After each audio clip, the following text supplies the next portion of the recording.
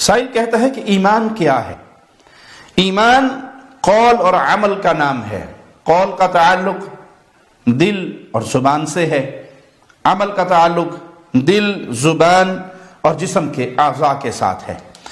ایمان اللہ کی فرما برداری کے ساتھ بڑھتا ہے، اللہ کی نافرمانی کے ساتھ کم ہوتا ہے۔ جتنی آپ نیکیاں کریں گے آپ کے ایمان میں اضافہ ہوتا جائے گا۔ آپ نیکیوں کو چھوڑ کر گناہوں کا راستہ اختیار کریں گے تو اسی طرح ایمان کے اندر کمی واقع ہوگی۔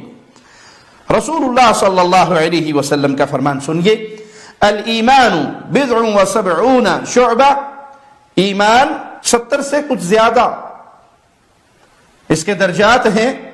اعلاها قول لا الہ الا اللہ، سب سے اعلیٰ درجہ اس کا لا الہ الا اللہ کا اقرار ہے۔ لا الہ الا اللہ کو ماننا ہے، لا الہ الا اللہ کی گواہی دینا ہے۔ اور یہ لا الہ الا اللہ کا ماننا، اس کی گواہی دینا تبھی فائدہ مند ہوگا جب اس کو سمجھ کر مانا جائے، اس کو سمجھ کر مانا جائے، اس کے معانی کو سمجھا جائے، اس کے تقاضوں کو سمجھا جائے، اس کی مراد کیا ہے اس پر عمل کیا جائے۔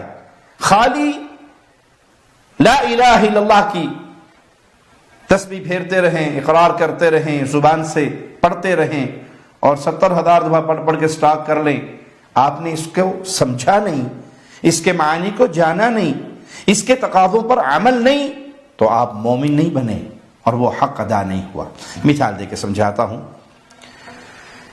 ایف ایس سی سے فارغ ہونے کے بعد ایک طالب علم وہ ڈاکٹر بننے کے لیے M B B S course کرنے کے لیے میڈیکل کالج میں داخل ہو گیا۔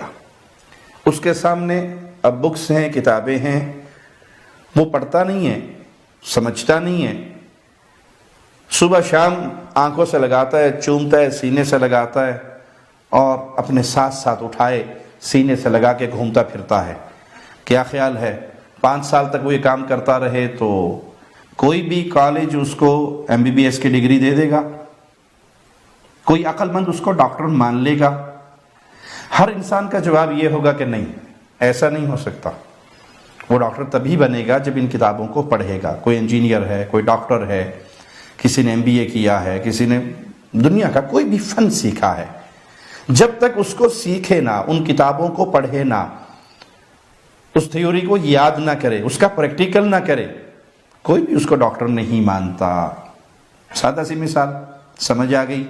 جو قرآن حکیم کا ترجمہ پڑھتا نہیں ہے، جو لا الہ الا اللہ کے معانی کو جانتا نہیں ہے، وہ خالی تسبیح پھیرنے سے کیسے مومن بن گیا؟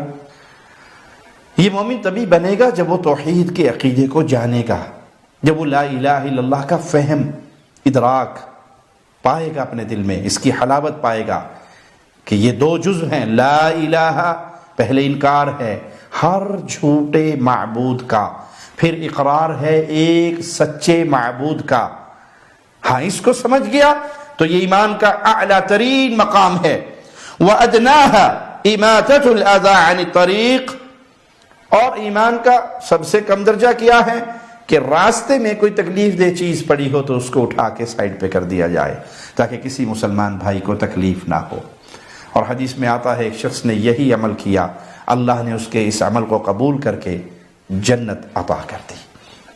یہ عمل بھی چھوٹا عمل نہیں ہے، جنت میں جانے کا ذریعہ بن سکتا ہے اگر آپ کی نیت یہ ہو کہ یہ کسی مسلمان کو تکلیف کا سبب نہ بنے، میں اس کو راستے سے ہٹا دوں۔ اس نیت سے آپ نے ہٹا دیا، اللہ آپ سے راضی ہو گیا، آپ کے اس عمل سے راضی ہو گیا اور آپ جنت کے مالک بن گئے۔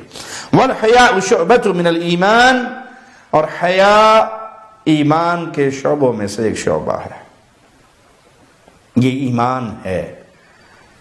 اذا لم تستحیی فاصنع ما شئت، سابقہ نبوتوں کا جو کلام ہم تک پہنچا اس میں ایک بات یہ بھی ہے کہ اگر حیا نہیں تو جو جی میں آئے کرے۔ آپ دیکھ لیں جب بے حیائی کا دورہ ہوتا ہے، حیا ختم ہو جاتی ہے تو نتیجہ کیا نکلتا ہے؟ بیٹیاں اپنے باپ کی پگڑی اچھالتی ہیں، بھائیوں کی عزت کو خاک میں ملاتی ہیں اور اپنی مرضی سے جس کو چاہتی ہیں منتخب کر کے عدالتوں کے ذریعے نکاح کر کے گھر سے نکل جاتی ہیں. کیوں؟ حیا کا خاتمہ ہوا اس گھر سے تو معاملہ یہاں تک پہنچا. ایک شیخ کا بڑا پیارا قول ہے، وہ ایک ملک کے حالات بتاتے ہوئے کہتے ہیں کہ ہمارے ملک میں کچھ لوگوں نے فتویٰ دیا کہ چہرے کا پردہ نہیں ہے. چہرے کھلے، 20 سال کے اندر اندر وہ معاشرہ جو مکمل باحیا با پردہ معاشرہ تھا، 20 سال کے اندر اندر وہ چہرے کھلنے کے فتوے سے لے کر بچیوں کے آدھے سے زیادہ جسم ننگے ہونے تک صرف 20 سال لگے اور معاشرہ یہاں سے یہاں پہنچ گیا. تو پیارے بھائی، حیا ایمان کا جزو ہے، حصہ ہے.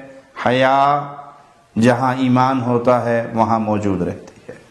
سوچئے آپ کا اور میرے گھر کا ماحول حیا والا ہے یا بے حیائی والا ہے؟ اگر آپ کے اور میرے گھر میں گانے، فلمیں، گندی ویب سائٹیں، گندے وسائل، بے حیائی کی طرف لے جانے والے ساز و سامان سب دیواروں پہ سجے ہوئے ہیں، میں نے اپنے مال سے خرید کے دیے ہوئے ہیں، اور میری بیٹیاں، میرے بچے ان کو روک ٹوک کے خوف کے بغیر استعمال کر رہے ہیں، تو میں اپنے گھر کو کہاں لے کر جا رہا ہوں؟ حیا کی طرف یا بے حیائی کی طرف؟ حیا انسان کو دنیا آخرت میں عزت دیتی ہے، بے حیائی دنیا آخرت میں ذلت کا سبب بنتی ہے.